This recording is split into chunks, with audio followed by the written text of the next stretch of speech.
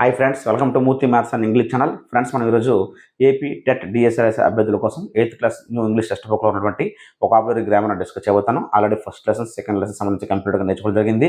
ఈరోజు థర్డ్ లెసన్లో మనకి ఈ ఉన్నటువంటి వొకాబులరీ గ్రామర్ని డిస్కస్ చేద్దాం. ఫ్రెండ్స్ మనకి థర్డ్ లెసన్ ఏంటంటే గ్లింప్సెస్ ఆఫ్ ది పాస్ట్. ఈ లెసన్లో మనకి ఏమి ఇచ్చారంటే డైరెక్ట్ స్పీచ్ నుంచి ఇండైరెక్ట్ స్పీచ్లకి కన్వర్ట్ చేయమని ఇవ్వడం జరిగింది.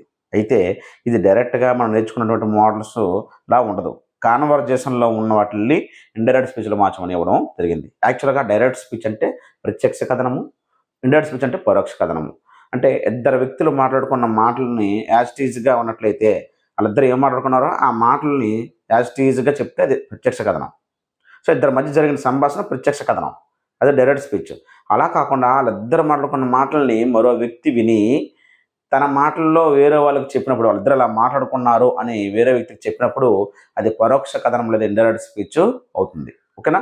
ఆల్రెడీ 7th క్లాస్లో ఒక లెసన్లో ఈ టాపిక్ వస్తే నేను దాని అక్కడ మీకు బేసిక్ రూల్స్ అన్ని కూడా అక్కడ చెప్పడం జరిగింది.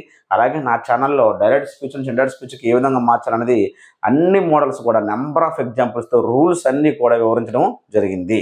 ఓకేనా? అయితే టెక్స్ట్ బుక్లో ఏమి ఇచ్చిందంటే మనకి ఇక్కడ ఈ థర్డ్ లెసన్ ఏంటంటే the glimpses of the past అనే లెసన్లో మనకి కాన్వర్జేషన్ ఇచ్చాడు. ఒక ఫార్మర్ ఉన్నాడు. ఫస్ట్ ఫార్మరు ఆఫీసర్తో అన్న మాటలు ఇచ్చాడు.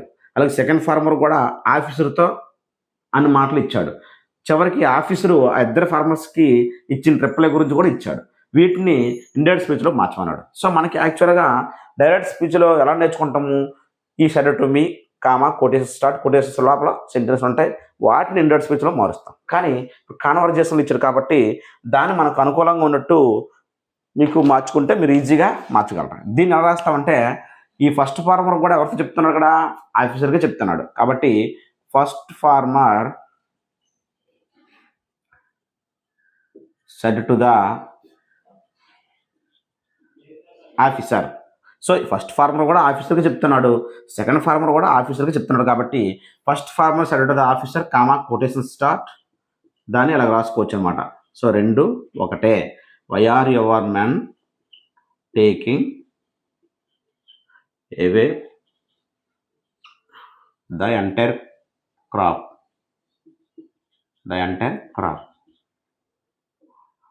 పంట అంతటిని ఎందుకు మీ మనుషులు తీసుకెళ్ళిపోయారు? ఇక్కడ జాగ్రత్త చూడండి. దీనినే ఫస్ట్ ఫార్మర్ ఏం మాట్లాడాడో దానినే నేను ఇలా రాసుకున్నాను. సో ఈ రెండు ఒకటే. ఇక్కడ రెండు చాక్లెట్ కదా, దాని బదులు కొటేషన్స్ పెట్టడమే, దీని ముందు సైడ్ టోన్ పెట్టడమే. ఓకేనా? ఎవరితో మాట్లాడాడో అది రాసుకుంటే సరిపోద్ది. ఇప్పుడు దీన్ని మనకు తెలిసిన రూల్స్ ప్రకారంగా మారుద్దాం. లోపల ఉన్న సెంటెన్స్ ఏంటంటే డబుల్ హెచ్ క్వశ్చన్తో స్టార్ట్ అయ్యి చివరన క్వశ్చన్ మార్క్ ఉంది. డబుల్ హెచ్ క్వశ్చన్తో స్టార్ట్ అయ్యి చివరిన క్వశ్చన్ మార్క్ ఉంటే ఇంట్రాగేటర్ సెంటెన్స్. సో ఇండైరెక్ట్ స్పీచ్లో మార్చినప్పుడు ఇంట్రాగేటర్ సెంటెన్స్ ఇచ్చినప్పుడు సడన్ ఏమవుద్దండి? ఆస్క్డ్ అవుద్ది. ఏమవుద్ది? ఆస్క్డ్. సో ఇవి గత క్లాసులోనే చెప్పడం జరిగింది అన్ని రూల్స్. ఫస్ట్ ఫార్మర్ సడన్ బదులుగా ఆస్క్డ్ రాయాలి. Asked the officer. అయితే ఇక్కడ ఆఫీసర్ అన్నా అనకపోయినా పర్వాలేదు, ఎందుకంటే ఈ కాన్వర్జేషన్ ఇక్కడ ఆఫీసర్ ఉంటాడు కాబట్టి కిందన ఆ టెక్స్ట్ బుక్లో ద ఫస్ట్ ఫార్మర్ ఆస్క్డ్ నుంచి ఇచ్చేస్తాడు. ఆస్క్డ్ అని. సో ఆస్క్డ్ ద ఫార్మర్ అన్నా ఒకటే, ఆస్క్డ్ ద ఆఫీసర్ అన్నా ఒకటే. ఇప్పుడు డబుల్ హెచ్ క్వశ్చన్స్తో కానీ ఇంట్రాగేటర్ సెంటెన్స్ ఇస్తే ఇక్కడ ఏం రాస్తాం అంటే కొటేషన్స్ బదులుగా డబుల్ హెచ్ క్వశ్చన్ స్టార్ట్ చేయాలి. ఏ డబుల్ హెచ్ వర్డ్ ఇచ్చాడో ఆ డబుల్ హెచ్ వర్డే రాయాలి ఇక్కడ. ఓకేనా? అదే లోపల ఎస్ఆర్టీ సెంటెన్స్ ఇస్తే ఇక్కడ ఏం రాస్తాం? కొటేషన్స్ బదులుగా దట్ రాస్తాం. కానీ డబుల్ హెచ్ వర్డ్ ఇచ్చినప్పుడు డబుల్ హెచ్ వర్డ్ని స్టార్ట్ చేయాలి. ఇచ్చిన తర్వాత ఇక్కడ ఇది ఇంట్రాగేటర్ సెంటెన్స్ని ఎస్ఆర్టీలోకి మార్చాలి. అంటే ఇది హెల్పింగ్ వర్బ్, ఇది సబ్జెక్టు. సో సబ్జెక్ట్ని ముందు తీసుకొచ్చి హెల్పింగ్ వర్బ్ తర్వాత తీసుకెళ్ళాలి. అంటే ఎవర్ మ్యాన్ ముందుకు రావాలా. ఎవర్ మ్యాన్ ముందుకు రావాలంటే జాగ్రత్త చూడండి. ఎవర్ అంటే సెకండ్ పర్సన్. మనకి first person, second person, third persons ఉన్నాయి. ఇవన్నీ కూడా 7th క్లాస్ లెసన్లో చెప్పాను. ఓకేనా? సో ఎవర్ అంటే సెకండ్ పర్సన్. సెకండ్ పర్సన్ దేని చెందుతుందంటే సెడ్ టూకి ముందు ఉన్నది ఫస్ట్ పర్సన్, సెడ్ టూ తర్వాత ఉన్నది సెకండ్ పర్సన్. సెడ్ టూ తర్వాత ఎవరన్నా అక్కడ ఆఫీసర్. ఆఫీసర్ చెందుతుంది ఎవర్ మ్యాన్. సో ఆఫీసర్ అంటే హీ కదా, హీ అనుకుంటే హీ అవుతుంది. అప్పుడు ఎవర్ మ్యాన్ ఏమవుద్ది? హీకి హిజ్ మ్యాన్ అవుద్ది. Why his man. Next are taking అని ఉంది కదా. ఆర్ ఎలా మారుతుందంటే ఇండైరెక్ట్ స్పీచ్లో మార్చినప్పుడు యామ్ ఈజ్ ఆర్లు వజ్ వర్లుగా మారుతాయి. అదే వజవార్లు ఇస్తే హ్యాడ్ బీన్గా మారుతాయి. అదే ఒకవేళ డైరెక్ట్ స్పీచ్లోనే హ్యాడ్ బీన్ ఇస్తే హ్యాడ్ బీన్గానే ఉంటుంది. ఓకేనా. నెక్స్ట్ హ్యావ్ బీన్ ఇస్తే హ్యాడ్ బీన్గా మారుతుంది. హ్యాస్ బీన్ ఇస్తే హ్యాడ్ బీన్గా మారుతుంది. ఓకేనా.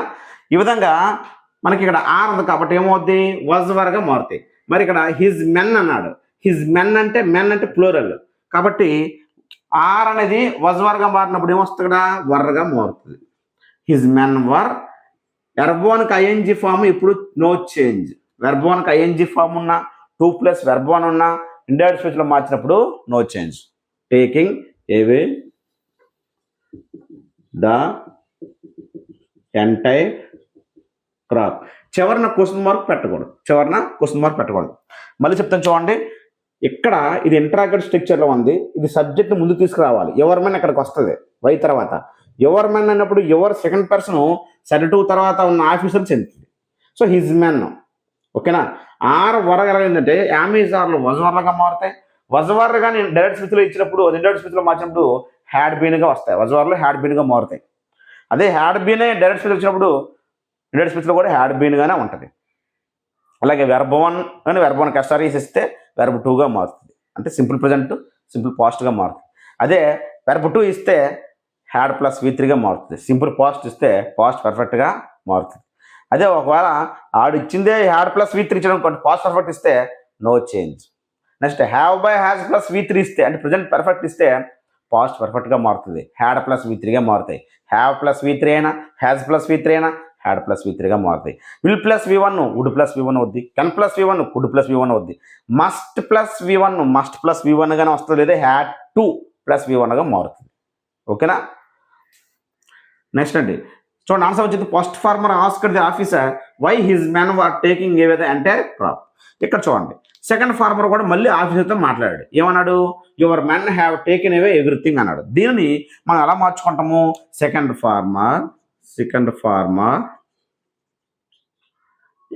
సెడ్ టు, ఇతను కూడా ఎవరితో మాట్లాడాడు, ఆఫీసర్ తోటి. సెడ్ టు ద ఆఫీసర్,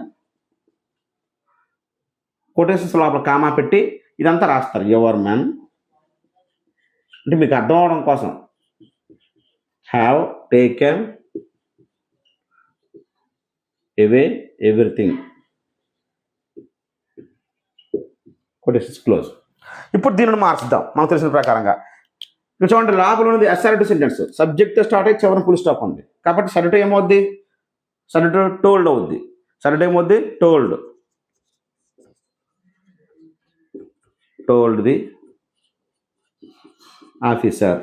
అయితే టెక్స్ట్ బుక్లో మీకు సెకండ్ ఫార్మర్ సెడ్ అన్నాడు. ఎందుకన్నాడంటే ఇక్కడ సెడ్ టు ద ఆఫీసర్ అనుకోకుండా ఆఫీసర్ ఇక్కడ కింద అనగా ఉన్నాడు కాబట్టి ఆఫీసర్కి ఇద్దరు చెప్తున్నారు కాబట్టి అది అండర్స్టూడ్ కాబట్టి సెడ్ అని ఇచ్చి అప్పుడు సెడ్గానే ఉంచుతాడు. అంటే second farmer said comma quotation start ఉందనుకోండి, అంటే సెడ్ టు ద ఆఫీసర్ లేకుండా ఓన్లీ సెడ్ పెట్టి పక్కన కామా కొటేషన్స్ ఉంటే సెడ్గానే వస్తుంది ఇక్కడ. అర్థమైందా. నేను ప్రత్యేకించి ఇక్కడ ఆఫీసర్ అన్నాడు కాబట్టి టోల్డ్గా మార్చాను. ఏదైనా ఒకటే. ఓకేనా. దట్ ఎందుకంటే దట్ అనే కంజక్షన్స్ పెట్టాలి. ఎందుకంటే అసర్టివ్ సెంటెన్స్ కాబట్టి కామా కొటేషన్స్ బదులుగా దట్ అనే కంజక్షన్స్ పెట్టాలి. నెక్స్ట్ యువర్ మెన్ అంటే second person second person said తర్వాత ఎవరున్నారండి, ఆఫీసర్ చెందుతుంది అంటే హిజ్ మెన్గా మారుతుంది. Next have taken have + V3 has + V3 ఉంటే హ్యాడ్ + V3గా మారుతుంది. అంటే హ్యాడ్ టేకెన్ ఏవే ఎవ్రీథింగ్ క్వశ్చన్ మార్క్. అయితే టెక్స్ట్ బుక్లో హిజ్ మెన్ బదులుగా దేర్ మెన్ అని ఇచ్చాడు. అంతే ఇక్కడ దేర్ మెన్ కూడా రాయొచ్చు. ఎందుకంటే ఆఫీసర్ని గౌరవంగా మాట్లాడబడు, వారి యొక్క మనుషులు. ఆఫీసర్ని మనం రెస్పెక్ట్ ఇచ్చి మాట్లాడబడు వారి యొక్క మనుషులు అనొచ్చు, లేదా అతని యొక్క మనుషులు అనొచ్చు. His men their men both are correct. అంటే ఇక్కడ మనకి వెర్బ్ 1కి ఐఎన్జీ 2 + V1 కానీ ఇక్కడ హ్యాడ్ + V3లో V3 కూడా మారలేదు. హ్యావ్ మాత్రమే హ్యాడ్ అయింది. హ్యావ్ + V3లో హ్యావ్ మాత్రమే యాడ్ అయింది కానీ V3 మారలేదు. ఎందుకు మారలేదంటే అవి నాన్ ఫైనైట్ వెర్బ్స్ అని చెప్పాను మీకు ఇంతకుముందు.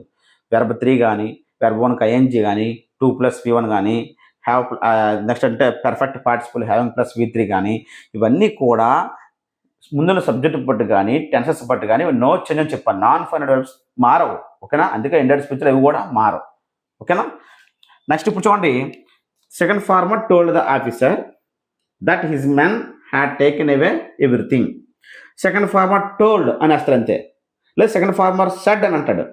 ఎలాగని చెప్పొచ్చు, సెకండ్ ఫార్మర్ కూడా ఏదో మొత్తం మీద ఏదైనా వాడచ్చు, దట్ అన్న కంజక్షన్ మాత్రం రావాలి. ఆఫీసర్ రాసిన వాటర్ అయిపోయినట్టు, ఎందుకంటే ఆల్రెడీ ఆఫీసర్ ఉన్నాడు కాబట్టి, కాన్వర్జేషన్ కాబట్టి. నెక్స్ట్ అండి, ఇప్పుడు వీళ్ళిద్దరికి కూడా ఆఫీసర్ రిప్లై ఇస్తున్నాడు. ఏమని రిప్లై చేసి వద్దు, దీన్ని ఎలా రాసుకుందాం అంటే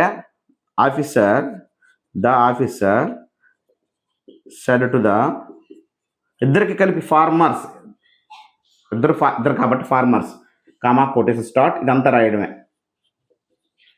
you are still in arrears if you don't pay tax next week I will send you to jail. ఇలా రాసాను. దీన్ని ఇప్పుడు మనం ఇండియన్ స్పీచ్లో మారుద్దాం. సో ఆఫీసర్ ఇద్దరికి రిప్లై ఇచ్చాడు. సో సెడ్ టు బదులుగా ఇది ఎందుకంటే ఇంట్రాగేటివ్ అసర్టివ్ సెంటెన్సే, సెడ్ టు బదులుగా టోల్డ్ రాయొచ్చు, లేదా రిప్లైడ్ అని రాయొచ్చు. ఇద్దరికి రిప్లై ఇచ్చారు కాబట్టి రిప్లైడ్ అని రాయొచ్చు. Officer replied the farmers, replied అని రాసి వదిలేసిన పర్లేదు. రిప్లైడ్ అని అంటే పక్కన ఎవరు ఉన్నట్టు, ఫార్మర్స్ ఉన్నట్టే, ఓకేనా? ఎందుకంటే ఎవరికి ఇస్తాను రిప్లై, ఫార్మర్స్ కదా. సో టెక్స్ట్ బుక్లో ఫార్మర్స్ అని రాయలేదు, రిప్లైడ్ అని ఇచ్చారు అంతే. దట్ అని కంజక్షన్ రాసి యూ ఉంది ఇక్కడ. యూ అంటే సెకండ్ పర్సన్. సెకండ్ పర్సన్ ఇక్కడ ఎవరికి ఉంటుంది, ఇక్కడ ఎవరికి మాట్లాడుతుంది, ఈ ఆఫీసర్ ఎవరితో చెప్తున్నాడు, ఫార్మర్స్కి. సో యూ అనేది ఫార్మర్స్ ఉంటుంది. ఫార్మర్స్ అంటే ప్లూరల్ కాబట్టి ఏమొస్తుంది ఇక్కడ, దే. దట్ దే ఆర్ మద్దను వజ్ కానీ వర్ కానీ మద్దను చెప్పాను. సో దే ప్లూరల్ కాబట్టి was, were. That they were still in arrears.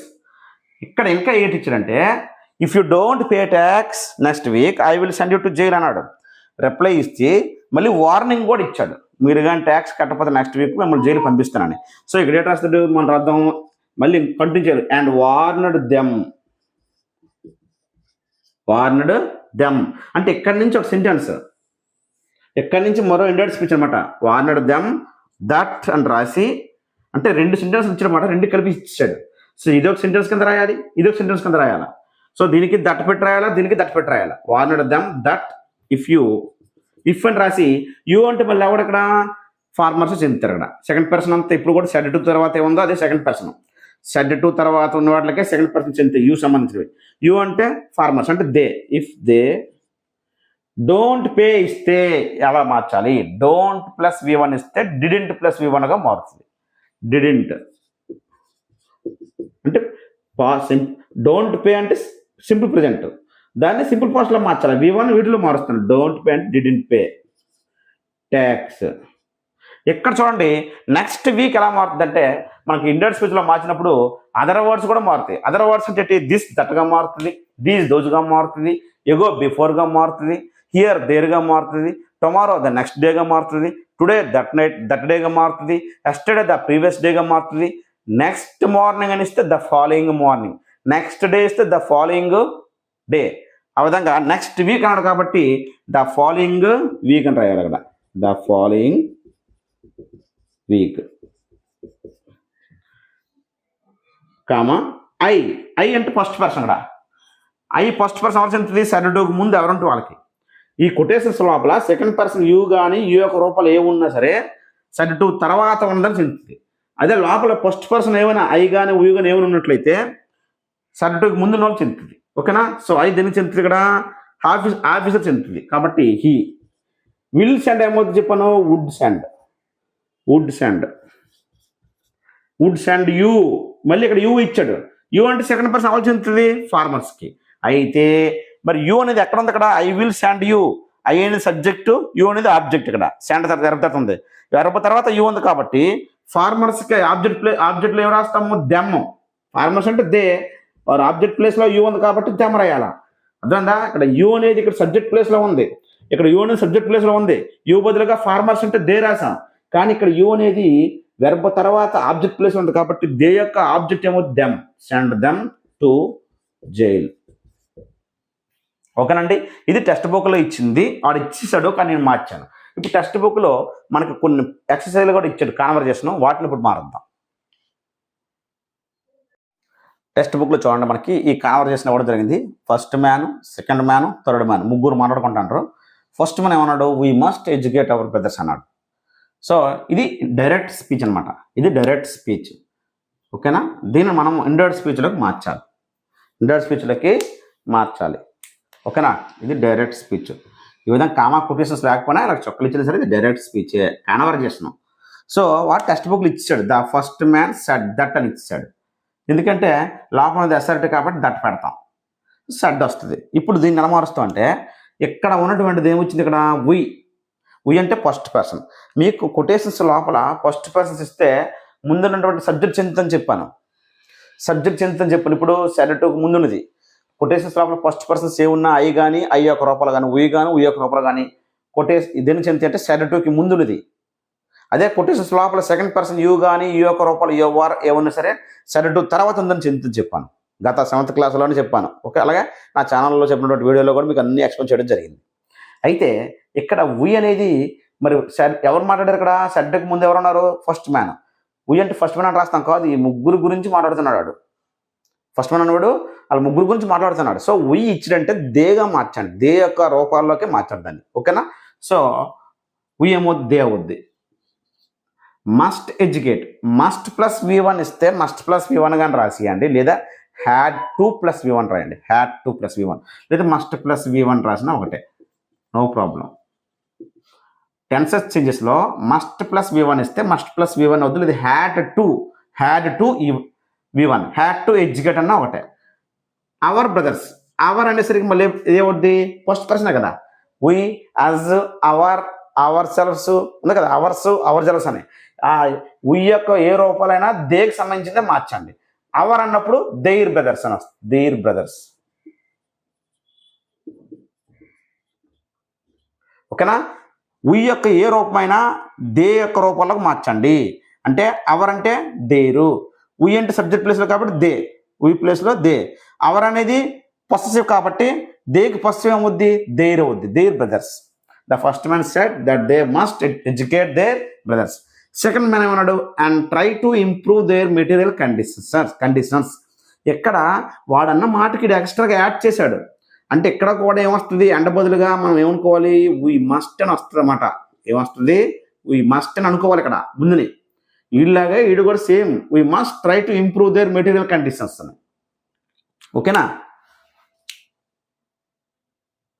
So ఇక్కడ వి మస్ట్ ఉందనుకునే చేయాలా, ఎందుకంటే క్లియర్గా వాడు the second man added that అన్నాడు, దట్ అని కంజంక్షన్ పెట్టాడంటే ఇది అసర్టివ్. సో వి మస్ట్ అనే పదం ఉన్నట్టు అండర్స్టూడ్ అక్కడ. సో అలా అనుకుని మార్చండి. ఇప్పుడు ఏమవుద్ది, వి ఏమవుద్ది, మళ్ళీ దే. మస్ట్ ట్రై అంటే మళ్ళీ మస్ట్ ట్రైగానే ఉంటుంది, to improve. 2 + V1 no change, ఎందుకంటే అదే నాన్ ఫైనల్ వెర్బ్స్ ఏవి కూడా మారవు. 2 + V1 కానీ, వెర్బ్ 1 ING కానీ, V3 కానీ ఉంటే అవి యాజ్ ఈజీగా వచ్చేస్తాయి. ఓకేనా, they must try to improve, must try బదులుగా had to + V1, had to try అన్న ఒకటే. ఇంప్రూవ్ దేర్ మెటీరియల్ కండిషన్స్ అన్నాడు. లోపల థర్డ్ పర్సన్ సేవ్ ఇచ్చినా సరే, థర్డ్ పర్సన్ సేటి హీ కానీ, హీ యొక్క రూపాలు హిజ్ కానీ, హిమ్ కానీ ఏమైనా, సి హెర్ సెల్ఫ్ ఏవి ఇచ్చిన, ఇట్స్ సెల్ఫ్ ఏవి ఇచ్చిన, దే దెమ్ దేర్ ఏవి ఇచ్చిన, కొటేషన్స్ లోపల ఉన్న డైరెక్ట్ స్పీచ్లో ఉన్నటువంటి సెంటెన్స్లో లోపల థర్డ్ పర్సన్స్ కానీ ఇచ్చినట్లయితే ఇక్కడ నో చేంజ్, దేర్ ఇస్తే దేరే రాయాలి, మెటీరియల్ కండిషన్స్. మళ్ళీ చెప్తే చూడండి, డైరెక్ట్ స్పీచ్లో ఉన్న సెంటెన్స్ లోపల థర్డ్ పర్సన్స్ ఏమని ఇస్తే ఇండైరెక్ట్ స్పీచ్లో మార్చినప్పుడు నో చేంజ్, హీ ఇస్తే హీ రాస్తాం, దే ఇస్తే దే రాస్తాం, దేర్ ఇస్తే దేర్ రాస్తాం, హీ సి ఇట్ దేలు ఏవి ఇచ్చినా సరే. ఓకేనా, so the second man added that they must try to improve their material conditions. Third man ఏమన్నాడు, for that we must convey our grievances to the British Parliament. మనము British పార్లమెంట్కి మనకు మనోవేదన తప్పనిసరిగా తెలియజేయాలన్నాడు, అంటే సజెస్ట్ చేశాడు. ఆడ ఇచ్చాడు, the third man suggested that అన్నాడు. అంటే ఇక్కడ కాన్వర్జేషన్ సందర్భం బట్టి ఓన్లీ సెడ్ అని రాదు, ఇక్కడ యాడ్ అని వచ్చింది, ఇక్కడ సజెస్టెడ్ అని వచ్చింది, రావచ్చు. ఓకేనా, దట్ వచ్చింది. దట్ వచ్చిందంటే ఫర్ దట్ అన్నాడు కదా, అది లేనట్టే. అంటే వీడు ఎక్స్ట్రాగా వీళ్ళకి ఒక సజెస్ట్ చేశాడనమాట. ఆ సందర్భంలో ఫర్ దట్ అని మీనింగ్ ఇచ్చారు కాబట్టి మనం ఆన్సర్ రాసినప్పుడు ఫర్ దట్ రాయాల్సిన అవసరము లేదు.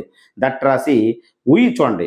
ఉయ్ అంటే ఇక్కడ మనం చెప్పము దే కింద మార్చి మనం మస్ట్ కన్వే లేదా had to convey our grievances. Our అనేసరికి దేనికి సంబంధించింది? ఉయ్ యొక్క రూపం. ఉయ్కి ఉయ్కి ఆబ్జెక్ట్ ఏమవుద్ది? అజ్ అవుద్ది. అలాగే ఉయ్కి పస్సివ్ ఏమవుద్ది? అవర్. కాబట్టి ఉయ్ యొక్క అవర్ ఇది ఉయ్ యొక్క రూపమే అంటే ఫస్ట్ పర్సనే. ఉయ్ యొక్క రూపం ఏమైనా ఏ వచ్చినా సరే ఉయ్ వస్తే దే రాస్తాం, అవర్ వస్తే దేర్ రాస్తాం.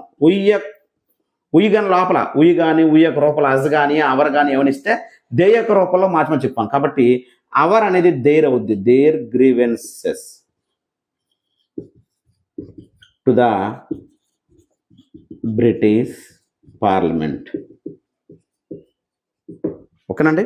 The third man suggested that they must convey their grievances to the British Parliament. చూడండి టెక్స్ట్ బుక్లో మళ్ళీ మరొక కాన్వర్జేషన్ ఇచ్చాడు. First soldier, second soldier, third soldier ఇద్దరి మధ్య డిస్కషన్ని ఇండైరెక్ట్ స్పీచ్లో మార్చమన్నాడు. సో వాళ్ళు మాట్లాడుకున్నది ఇది డైరెక్ట్ స్పీచ్, వీటిలో మనం ఇండైరెక్ట్ స్పీచ్లో మార్చాలా. సో ఫస్ట్ సోల్జర్ ఏమన్నాడు చూద్దాం. First soldier the white soldier gets huge pay mansions and servants. దాన్ని మనకు ఆడ ఇచ్చేది the first soldier said that అని ఇచ్చాడు. ఎందుకంటే స్టార్టింగ్లోనే మనకి సబ్జెక్ట్ స్టార్ట్ అయింది కాబట్టి దట్ ఇచ్చాడు. సో ఇక్కడ నుండి తెచ్చాడు కదా సబ్జెక్ట్ ఏంటి? The white soldier. ఎక్కడైనా ఫస్ట్ పర్సన్ సెకండ్ పర్సన్స్ ఉంటేనే ముందు దాన్ని బట్టి మొదట చెప్పాను. ఫస్ట్ పర్సన్ ఉంటే సెడ్ టుకి ముందు, సెకండ్ పర్సన్ ఉంటే సెడ్ టు తర్వాత ఉంటే సెంత్ చెప్పాను. కానీ ఇలాంటి పేర్లు కట్టిస్తే మారవు. The white soldier. ఇక్కడ వెర్బ్ చూడండి గెట్స్ అంటే వెర్బ్ వన్కి ఎస్ఆర్ఈఎస్ ఇచ్చినా, వెర్బ్ వన్ ఇచ్చినా, వెర్బ్ వన్కి ఎస్ఆర్ఈఎస్ ఇచ్చినా వెర్బ్ టూగా మారుతుంది. అంటే సింపుల్ ప్రజెంట్ సింపుల్ పాస్ట్గా మారుతుంది. గెట్కి ఏమవుతుంది? Got. Huge pay mansions and servants. ఓకేనా. సెకండ్ సోల్జర్ ఏమన్నాడు? We get a pittance and slow promotions. ఇక్కడ ఇచ్చాడు అంటే సెకండ్ సోల్జర్ ఏం చెప్పాడు? ద సెకండ్ సోల్జర్ రిమార్క్ అంటే చెప్పడం, వ్యాఖ్యానించడం. దట్ అని ఇచ్చాడు. ఎందుకంటే ఎస్ఆర్టీ సెంటెన్స్ కాబట్టి సబ్జెక్ట్ స్టార్ట్ అయింది. దట్ ఇచ్చేసి ఇప్పుడు ఉయ్ దేనిగా మొదట చెప్పాను ఇందాక నేను దేగా మార్చమను. ఉయ్ ఇచ్చినట్టు లోపల దానిని మనము దే యొక్క రూపంలాగా మార్చండి. ఓకేనా. ఎందుకంటే ఇక్కడ ఉయ్ యాక్చువల్గా ఫస్ట్ పర్సన్ ఇస్తే ఎవరు మాట్లాడుతుంటారు? సెడ్ టుకి ముందు సెకండ్ సోల్జర్ సెడ్ కదా, సెకండ్ సోల్జర్ చెప్తున్నాడు కాబట్టి వీడికి చెందుతుంది. సెడ్ టుకి ముందుదే వస్తుంది. అంటే వీళ్ళు ముగ్గురు ఒకరికొకరు చెప్తున్నారు కాబట్టి సెకండ్ సోల్జర్ మిగతా ఇద్దరు చెప్తున్నాడు కాబట్టి ఉయ్ అంటే ఎక్కువ మంది అని అర్థం. ఓకేనా. సో ఏదైనా ఉయ్ అంటే దే యొక్క రూపంలో మార్చండి. Second soldier remarked that they get V1 కదా ఏమవుద్ది? Got. That they got a pittance and slow promotions.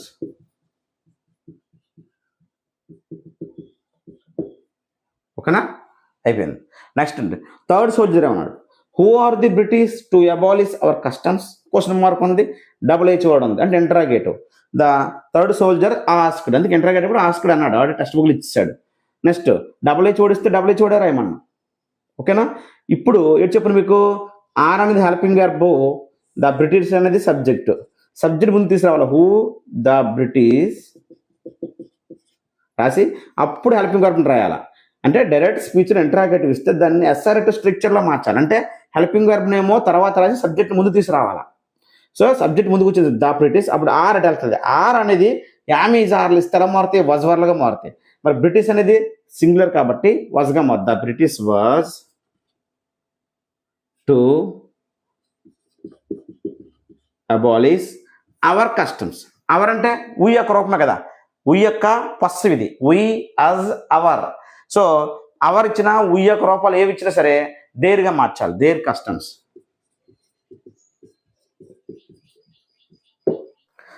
ఇక్కడ చూడండి మనకి ఇక్కడ ఆర్ ఇస్తే వాజ్ వర్గం అవద్దు చెప్పాను.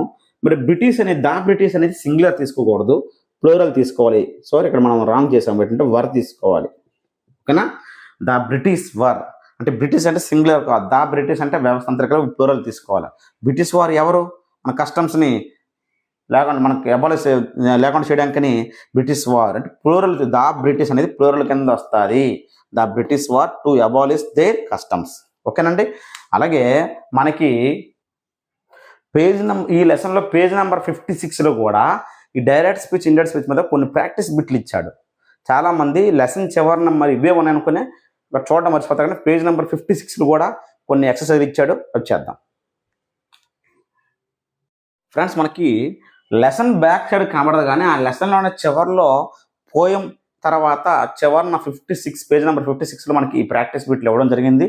మనకి ఓన్లీ ఇంటరాగేటివ్ సెంటెన్స్ని ఇండైరెక్ట్ స్పీచ్లో మార్చినప్పుడు వాటి మీద మాత్రం ప్రాక్టీస్ బిట్లు ఇవ్వడం జరిగింది. చూద్దాం. Where do you come from, where do you come from, I dash said అంటామా ఆస్క్డ్ అంటామా అన్నాడు. సో ఇచ్చిందేమో ఇంటరాగేటివ్ సెంటెన్స్, అంటే ఇక్కడ ఏముంది డబుల్ హెచ్ కోసం చివరిన డబుల్ హెచ్ వాడు చివరిన క్వశ్చన్ మార్క్ ఉంటే ఏం రాయాలని చెప్పాను, ఆస్క్డ్. ఇవన్నీ కూడా 7th క్లాస్లో వచ్చినప్పుడు చెప్పాను. అలాగే నా ఛానల్లో కూడా నేను అన్ని రూల్స్ కూడా చెప్పడం జరిగింది. 7th క్లాస్లో ఒక లెసన్లో కూడా రూల్స్ అని చెప్పాను. కొటేషన్స్ లోపల ఉన్న సెంటెన్స్ ఇంటరాగేటివ్ అయినట్లయితే, క్వశ్చన్ మార్క్ ఉన్నట్లయితే ఇక్కడ రాయాల్సింది ఆస్క్డ్ రాయాలి, సెడ్ రాయకూడదు. ఐ ఆస్క్డ్ హిమ్ రాసి డబుల్ హెచ్ జోడిస్తే డబుల్ హెచ్ వాడితే స్టార్ట్ చేయాలని చెప్పాను. సరిపోయింది. తర్వాత డూ యూ కమ్ ఎలా మారుతుంది, డూ యూ కమ్ ఎలా మారుతుంది. యాక్చువల్గా హెల్పింగ్ వర్బ్ ముందుంది, తర్వాత సబ్జెక్ట్ ఉంది. సబ్జెక్ట్ ముందు తీసుకురావాలా, సబ్జెక్ట్ ముందు తీసుకురావాలా, యూ ముందుకు రావాలా, యూ ముందుకు రావాలా, అంతే కదా. వేర్ డూ యూ కమ్లో ఇది ఇంటరాగేటివ్ మోడల్ని యూని ముందు తీసుకురావాలి. యూ ముందు తీసుకురావాలంటే యూ అని సెకండ్ పర్సన్ ఆస్క్డ్ కానీ సెడ్ తర్వాత ఉన్నది అంత చెందుతుంది. ఇవ్వండి, సెడ్ టూకి ముందు ఐ ఉంది, సెడ్ టూ తర్వాత హిమ్ ఉంది, అంటే ఆస్క్డ్ తర్వాత హిమ్ ఉంది. సో ఇక్కడ సెకండ్ పర్సన్ సెడ్ తర్వాత కానీ ఆస్క్డ్ తర్వాత ఉందని చెందుతుంది చెప్పాను, అంటే హిమ్కి. సో యూ అనేది ముందుకు వస్తుంది కాబట్టి సబ్జెక్ట్ ప్లేస్లో యూ ఉంది. హిమ్కి సబ్జెక్ట్ ఏమవుద్ది యూ, హీ. హిమ్కి ఏమవుద్ది హీ. ఓకేనా, అర్థమైందా. యూని యూగా రాయము, ఎందుకంటే wear do you come from అనేది యూ అనేది ముందుకు వస్తుంది. ఇంటరాగేటివ్ని అసర్టివ్ మార్చమని చెప్పాను. హెల్పింగ్ వర్బ్ తర్వాత వెళ్ళిపోద్ది, సబ్జెక్ట్ ముందుకు వస్తుంది. యూ సబ్జెక్ట్ ప్లేస్లోకి వచ్చింది. యూ దీని చెందుతుంది ఇక్కడ ఆస్క్డ్ తర్వాత కానీ సెడ్ టూ తర్వాత కానీ ఉన్నదని చెందుతుంది హిమ్కి. సో యూ సబ్జెక్ట్కి, హిమ్కి సబ్జెక్ట్ ఏమవుద్ది హీ, కాబట్టి వేర్ హీ. నెక్స్ట్ ఇక్కడ డూ కమ్, ఇక్కడ డూ ఇటు వస్తుంది కదా, యూ ఇటు వెళ్తుంది కదా, డూ కమ్ అని వచ్చింది. ఇక్కడ టెక్స్ట్ బుక్లో తప్పిచ్చాడు చూడండి. డూ కమ్ అని ఎలా రాయొచ్చు అంటే దీనిని V1 అనుకోండి. V1 అనుకుంటే V1 ఎలా మారుతుంది అంటే V1 అంటే కమ్, డూ ప్లస్ V1 అంటే V1 కింద సమానం. ఓకేనా. సో కమ్కి మనకి V2 రాయాలా, సింపుల్ పాస్ట్లో మార్చాలి చెప్పాను. V1 ఇస్తే V2లోకి మార్చాలి, సింపుల్ ప్రెజెంట్ ఇస్తే సింపుల్ పాస్ట్లో మార్చాలి. కమ్కి ఏమవుద్ది కేమ్ అవుద్ది, ఏమవుద్ది కేమ్. కానీ ఇక్కడ ఏమి ఇచ్చాడు, ఇక్కడ కమ్ ఇచ్చాడు, తప్పు, కేమ్ రాయాలి. ఓకేనా. వేర్ హీ కేమ్ ఫ్రమ్ అనాలి, టెక్స్ట్ బుక్లో కమ్ అని ఇచ్చాడు, తప్పు. ఎందుకంటే డూ యూ కమ్ అన్నాడు, డూ ప్లస్ V1 ఇచ్చాడు. డూ ప్లస్ V1 అంటే V1 కంటే తీసుకోవాలి, వెర్బ్ 1 కంటే తీసుకోవాలి మెయిన్ వెర్బ్ని, దానికి వెర్బ్ 2 మార్చాలి. ఓకేనా, గుర్తుపెట్టుకోండి. ఓకేనా. Next what is your name, అదే నెగిటివ్ ఇచ్చాడు అనుకోండి. సపోజ్ నెగిటివ్ ఇచ్చాడు అనుకోండి, డిడ్ నాట్ కమ్ అని ఇచ్చిన, సో డు నాట్ కమ్ అని ఇచ్చాడు అనుకోండి, డు నాట్ కమ్. నెగిటివ్లో ఇచ్చినప్పుడు మాత్రం ఆన్సర్ ఏమవుద్ది, డు నాట్కి డిడ్ నాట్ అవుతుంది. ఓకేనా, నెగిటివ్లో. కానీ ఇక్కడ నెగిటివ్ పాజిటివ్ ఉంది, ఇక్కడ డూ యూ కమ్ అని పాజిటివ్ ఇచ్చినప్పుడు డూ ప్లస్ V1 ఏమవుద్దంటే V1 అనుకొని దానిని V2లోకి మార్చాలి. కమ్ అని V1 కింద కాబట్టి V2 కింద కేమ్ వస్తుంది. డూ ప్లస్ ప్లే ఇస్తే ప్లేయిడ్, డూ ప్లస్ సి ఇస్తే సా, వెర్బ్ 2 రాయాలి సింపుల్ పాస్ట్లోకి. కానీ నెగిటివ్లు ఇచ్చినప్పుడు డు నాట్ కమ్ అని కానీ, డు నాట్ ప్లే అని కానీ, డు నాట్ సీ అని కానీ, డు నాట్ రైట్ అని కానీ, డు నాట్ రీడ్ అని కానీ, డు నాట్తో V1 ఇచ్చినప్పుడు మాత్రం ఇండైరెక్ట్ స్పీచ్లో డిడ్ నాట్ కింద మార్చాలి. డిడ్ నాట్ ప్లస్ V1 రాసేయాలి. Did not come, did not play అని రాసేయాలి. ఓకేనా. వాట్ ఈజ్ యువర్ నేమ్ అన్నాడు, ఇది కూడా ఇంటరాగేటివే. హీ ఆస్క్డ్ మీ, ఆస్క్డ్ అన్నాడు, మీ అన్నాడు. ఇది ఆస్క్డ్కి ముందు ఉంది, ఆస్క్డ్ తర్వాత చూసుకోండి. వాట్ ఇస్తే వాట్ రాయాలి. నెక్స్ట్ వాట్ ఈజ్ యువర్ నేమ్లో is helping verb, your name subject, ఇది ముందుకు వస్తుంది. యువర్ నేమ్ ముందుకు వస్తుంది. యువర్ నేమ్ అంటే యువర్ అంటే ఫస్ట్ పర్సన్, యువర్ నేమ్ అంటే సెకండ్ పర్సన్. ఫస్ట్ పర్సన్స్ ఏంటి ఐ, వి, సెకండ్ పర్సన్ అంటే యూ కదా. సో యువర్ నేమ్ అంటే second person. Your name second person అనేది మీకు చెప్పాను, ఆస్క్డ్ తర్వాత ఉన్నదానికి కానీ, సెడ్ టూ తర్వాత ఉన్న, ఆస్క్డ్ తర్వాత ఉన్న దానికే చెందుతుంది యువర్ నేమ్ అనేది. యువర్ నేమ్ కింద ఏంటి ఉంది ఇక్కడ మీ. సో యువర్ నేమ్ని మీతో మార్చాలి, అంటే మై నేమ్ అవుద్ది. So my name. ఓకేనా. హీజ్ మై నేమ్ రాసి ఈజ్ అనేది అటువైపుకి వెళ్ళాలి. యువర్ నేమ్ ఇటు వచ్చి ఈజ్ అటువైపుకి వెళ్ళాలి. ఈజ్ ఏమవుద్ది వాజ్ అవుద్ది. ఓకేనా. ఈజ్ ఏమవుద్ది వాజ్ అవుద్ది. He asked me what my name was అనాలి. నెక్స్ట్ చూడండి, ఇంటరాగేటివ్ సెంటెన్స్ని మార్చినప్పుడు చివరిన ఫుల్ స్టాప్ పెడతాను, మరి క్వశ్చన్ మార్క్ రాదు ఇండెక్స్ స్పీచ్లో మార్చినప్పుడు. Next are you happy, I asked him. ఇక్కడ చూడండి డబుల్-హెచ్ వర్డ్ ఇవ్వలేదు, స్టార్టింగ్ హెల్పింగ్ వర్బ్ ఉంది, చివరిన క్వశ్చన్ మార్క్ ఉంది. ఇది కూడా ఇంటరాగేటివే, కాకపోతే ఎస్ఆర్ నో క్వశ్చన్స్.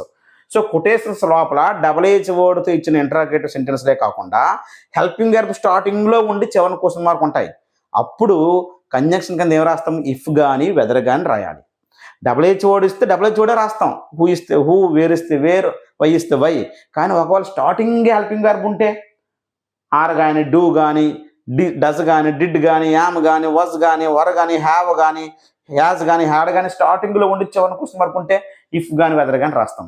వెదర్ ఎప్పుడు రాస్తామంటే ఈ చివర ఆర్ నాట్ అని ఉంటే, అక్కడ ఆర్ నాట్ ఉందనుకో, ఇక్కడ ఆర్ నాట్ ఉంటే వెదర్ రాయాలి. ఆర్ నాట్ పెట్టకపోతే ఇఫ్ రాయాలి. మనం ఆర్ నాట్ అని పెట్టి రాస్తే ఇక్కడ వెదర్ రాయొచ్చు. ఇక్కడ ఆర్ నాట్ లేదు కాబట్టి ఏటి రాయాలా, ఇఫ్ రాయాలి. గుర్తుపెట్టుకోండి. ఐ ఆస్క్డ్ హిమ్ ఇఫ్ రాసి ఆర్ యూ హ్యాపీ అనేది యూ ముందుకెళ్తుంది. యూ సెకండ్ పర్సన్ ఎవరు చెందుతుంది, హిమ్కి. ఆస్క్డ్ తర్వాత ఉన్నదానికి సెకండ్ పర్సన్ చెందుతుంది కాబట్టి హిమ్ యూ ముందుకు వస్తుంది. యూ ముందుకు వస్తే సబ్జెక్ట్ ప్లేస్లో, హిమ్కి సబ్జెక్ట్ ఏమవుద్ది, హీ. సరిపోయింది. హీ రాసి he singular plural singular. Next is ఏమవుద్ది, సారీ యామ్ ఈజ్ ఆర్లు ఇస్తే వజ్ వర్గా మారుతుంది చెప్పాను, ఆర్ వజ్ వర్గా మారుతుంది. మరి హీ సింగులర్ కాబట్టి వజ్ అవుద్ది. ఓకేనా. I asked him if he was happy. Do you live here, ఈ ఆస్క్డ్ మీ అన్నాడు. ఎందుకంటే స్టార్టింగ్ హెల్పింగ్ వర్బ్ నుంచి చివరిన క్వశ్చన్ మార్క్ ఉన్నా, డబుల్-హెచ్ వర్డ్ ఇచ్చి క్వశ్చన్ మార్క్ ఉన్నా ఆస్క్డ్ అని ఉపయోగిస్తాం. హీ ఆస్క్డ్ మీ రాసి స్టార్టింగ్ హెల్పింగ్ వర్బ్ ఉంది, చివరిన క్వశ్చన్ మార్క్ ఉంది. అప్పుడు ఏంటి రాయాలా, ఇక్కడ ఎక్కడన్నా ఈ వచ్చిన ఆన్సర్ చివర ఆర్ నాట్ అని రాయలేదు కాబట్టి వాడు ఆర్ నాట్ లేకపోతే ఎవరు రాయాలా, ఇఫ్ రాయాలి. ఇచ్చిన ఆన్సర్లో ఆర్ నాట్ అని రాసామంటే వెదర్ రాయొచ్చు. సో ఇఫ్ అయినా వాడచ్చు, వెదర్ అయినా వాడచ్చు. ఇఫ్ వెదర్ ఎప్పుడు ఉపయోగిస్తామంటే మనం ఇండైరెక్ట్ స్పీచ్లో మార్చినప్పుడు చివరిన అంతటికి కూడా ఆర్ నాట్ అని పెడితే వెదర్ రాయాలి, ఆర్ నాట్ రాయకపోతే ఇఫ్ రాయాలి. నెక్స్ట్ అండి, డూ యూ లివ్ హియర్లో యూ ముందుకు వస్తుంది చెప్పాను. ఇంటరాగేటివ్ని ముందు తీసుకురావాలి. యూ ఎవరు చెందుతుంది ఇక్కడ, మీకి. ఆస్క్డ్ తర్వాత ఉన్నదానికి సెకండ్ పర్సన్ చెందుతుంది అంటే యూ ముందుకు వస్తుందని సబ్జెక్ట్ ప్లేస్లోకి. మీ యొక్క సబ్జెక్ట్ ఏంటి, ఐ. సరిపోయింది. Next do plus V1. చూడండి, డూ ప్లస్ V1 ఇందాక చెప్పాను.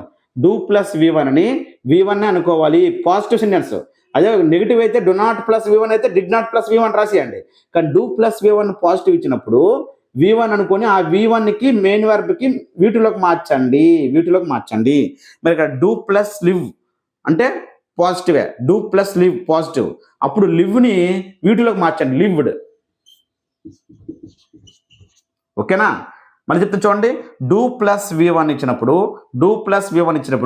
దాన్ని V1 అనుకునే వీటిలోకి మార్చాలి. మెయిన్ వర్బ్ V1ను దాన్ని వీటిలోకి మార్చేయండి, లివ్కి లివ్డ్ అవుద్ది.